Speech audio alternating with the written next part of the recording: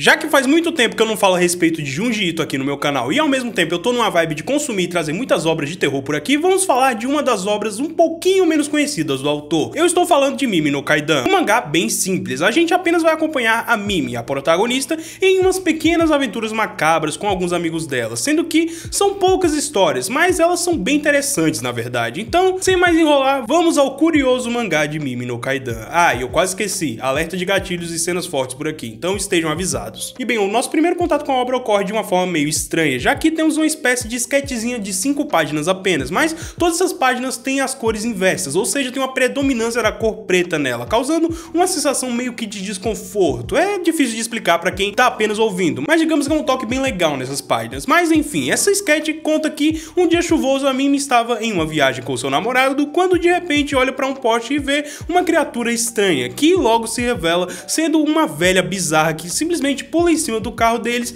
e dá um susto do cacete nos dois, sendo que quando eles saíram do carro, a velha havia desaparecido, deixando um mistério no ar. Nisso a gente vai para a primeira história de verdade, que tem o nome de A Mulher que Mora ao Lado, um nome curioso com uma história mais curiosa ainda, que aliás inspirou um jogo, mas infelizmente eu não vou lembrar o nome desse jogo agora, pois li sobre isso em um comentário do Manga Livre e como muitos já devem saber, a plataforma decidiu que não teria mais comentários. É uma pena, pois era uma das melhores coisas que tinha lá, mas enfim. Se vocês tiverem conhecimento de qual jogo foi inspirada essa primeira aventura da Mimi, fique à vontade para escrever nos comentários. Prosseguindo, acontece que a Mimi começa a história contando sobre o prédio em que ela mora, dizendo que ele pode até mesmo ser considerado uma relíquia cultural de 1966, porém, a narração dela é interrompida pela música alta do seu vizinho, então ela vai lá tirar satisfação com ele. Só que esse vizinho, que é meio do rock e tal, diz que a música não está alta e que o outro vizinho que mora do lado dele não reclamou de nada. Nisso a Mimi vai perguntar para esse outro vizinho se a música tá incomodando ele ou não. Só que desse apartamento sai uma mulher muito estranha, cobrindo todo o seu corpo e seu rosto, e que apenas ignora a Mimi e o vizinho roqueiro e sai do prédio sem dizer uma única palavra. Vendo essa situação, a Mimi vai perguntar para outra vizinha sobre essa mulher bizarra, em que essa outra vizinha responde que acha que na verdade são 3 mulheres morando naquele apartamento, já que ela constantemente vê mulheres iguais àquela, só que de tamanhos diferentes saindo por aquela porta, mesmo que ainda com a mesma roupa. Enfim, a Mimi deixa essa parada toda de lado por enquanto, mas percebe que o seu vizinho roqueiro não está mais fazendo barulho faz alguns dias, sendo que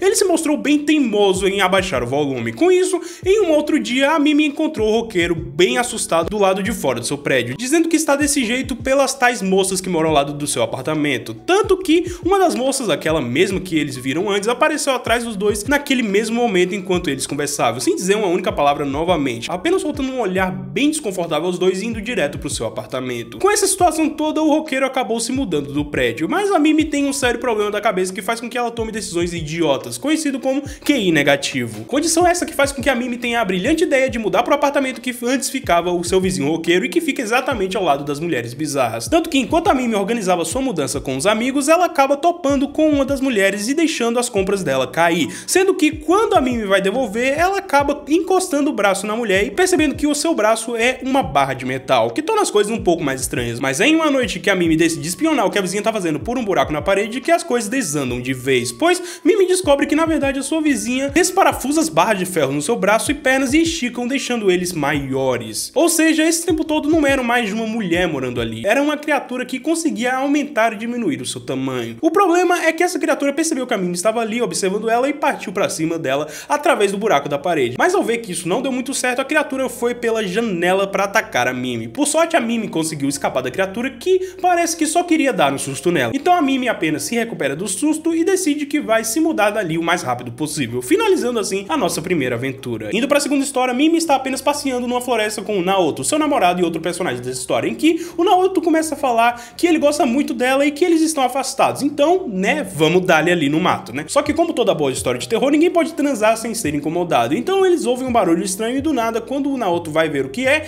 eles descobrem um corpo de uma mulher que acabou de cometer suicídio, sendo que estava caindo um líquido estranho do seu corpo, e a mulher parecia estar chorando, e do nada começou a cair algo muito estranho no meio das pernas dessa mulher. Logo a Mimi e o Naoto decidem fugir, sendo que o corpo da mulher não parou de olhar para eles em nenhum momento do trajeto, dando assim o fim da nossa segunda aventura. Prosseguindo com a próxima história, lembra que a Mimi foi se mudar? Então, essa mulher é realmente uma pessoa com capacidades mentais questionáveis, uma vez que depois de tudo que ela viveu, ela decide se mudar para um apartamento na frente de um cemitério. Apesar de tudo, as coisas parecem bem normais, até o dia em que ela começa a ouvir barulhos estranhos vindo do lado de fora, sendo que quando ela pergunta pro seu vizinho, que é meio maromba e tudo mais, sobre os barulhos, ele diz que não ouviu nada, mas logo a Mimi percebe que tem alguns túmulos que foram movidos de lugar e começa a ver fantasmas durante a noite, o que leva ela a chamar o Naoto e os dois investigarem a situação, descobrindo que na real aquele vizinho maromba quem estava movendo os túmulos, mesmo que pareça que ele não tinha consciência do que estava fazendo. Mesmo assim, as pessoas colocaram os túmulos de volta no lugar e o maromba apenas dá a desculpa de que ele apenas queria chamar a atenção. Só que logo na noite seguinte ele simplesmente muda todos os túmulos de lugar mais uma vez, colocando todos na direção das casas e ainda mais estranho, pois os túmulos ficam com essa aparência bizarra, como se tivessem vários espíritos observando a Mimi e os outros moradores. Com isso, não levou muito tempo até que a vizinhança visse isso tudo e expulsasse o maromba por mexer com os túmulos, mas alguns deles não foram colocados de volta no lugar, fazendo com que eles ficassem ali, olhando diretamente para Mimi e finalizando a nossa terceira aventura. Na quarta história, a Mimi junto com o Naoto e uns amigos dela vão viajar para o litoral, quando de repente a Mimi vê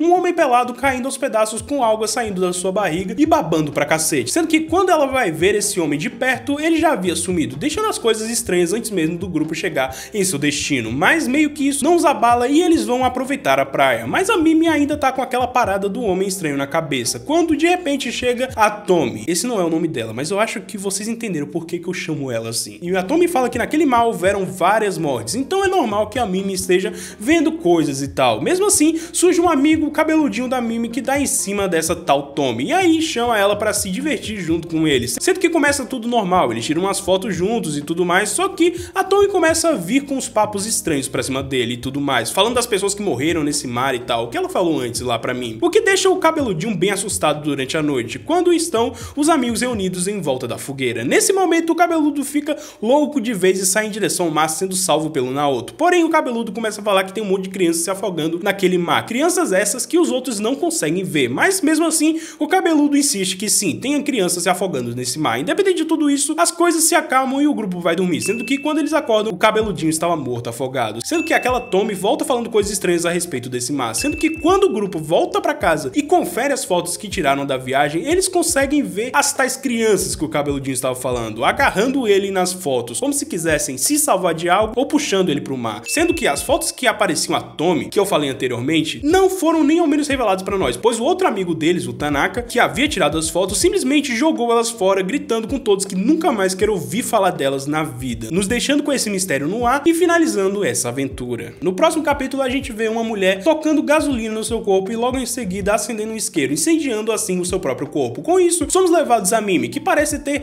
ido fazer uma visita à sua família, visto que ela se encontra com sua irmã, a Hana, ao lado de uma menina estranha com o nome de Kei. Segundo Hana, Kei é a filha de uma conhecida do pai das duas, mas que a mãe da Kei sofreu alguma coisa que não foi revelado pra eles, então eles irão ficar com ela por enquanto. Tá mais do que óbvio que a mãe da Kei é aquela mulher que foi queimada lá no início, mas eu não falei isso porque eu sou um idiota, né? Mas voltando. O problema é que Kei é uma menina bem grudenta, tanto que ela passa a seguir a Mimi em todos os lugares, e quando a Mimi não pode levar ela, a Kei começa a chorar e gritar. Vendo tudo isso, a Mimi decide ir falar com seus pais, só que tudo que eles dizem é que precisa que a Mimi cuide da Kei durante as férias de inverno, já que eles estão muito ocupados. Porém, logo o pai da Mimi percebe que o rosto da Kei está um pouco sujo, sendo que mais tarde naquele dia, a irmã da Mimi percebe que o chão começou a ter manchas como se fossem pegadas, feitas da mesma sujeira que estava no rosto da Kei, que no caso são cinzas. Não demora muito para que a Mimi perceba que tem algo correndo atrás da Kei, um espírito basicamente feito de cinzas, como se fosse a mãe queimada de Kei, que nós vimos lá no início, querendo cuidar dela. Mas como essa parada tá assustando todo mundo, inclusive a própria Kei, a Mimi decide que é melhor chamar uma espécie de sacerdote para lidar com isso, sendo que o sacerdote até consegue espantar o espírito, mas a casa fica coberta de cinzas. No entanto, essa história teve meio que um final feliz, já que a Mimi conta que a Kei cresceu e virou uma boa moça. Indo para a próxima e última aventura, a Mimi está discutindo com o Naoto, já que mesmo com tudo que eles passaram,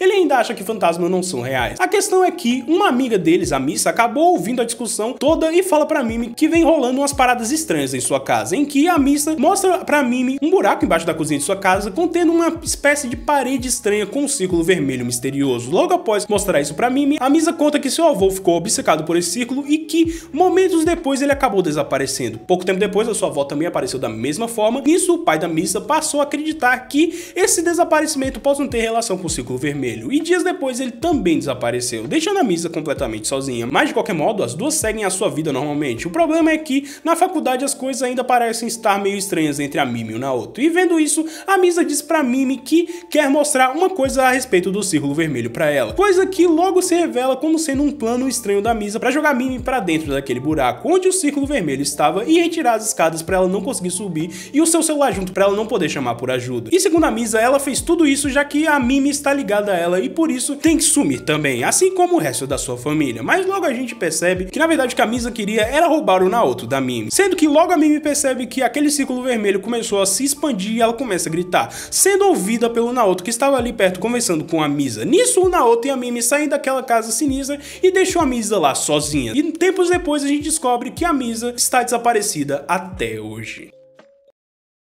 Bom, essa aqui foi uma jornada bem rápida que tivemos aqui, mesmo assim, são justamente esses os tipos de contos macabros que eu gosto de ler e compartilhar aqui com vocês. Enfim, espero que tenham gostado tanto do vídeo quanto dessa fase do canal de uns vídeos um pouco mais longos que o de costume, que tá dando bastante trabalho, mas o retorno tá sendo muito positivo por parte de vocês. Então se gostou desse vídeo, considere se inscrever no canal e se tornar um membro caso tenha condições. Eu vejo todos vocês aqui no próximo vídeo.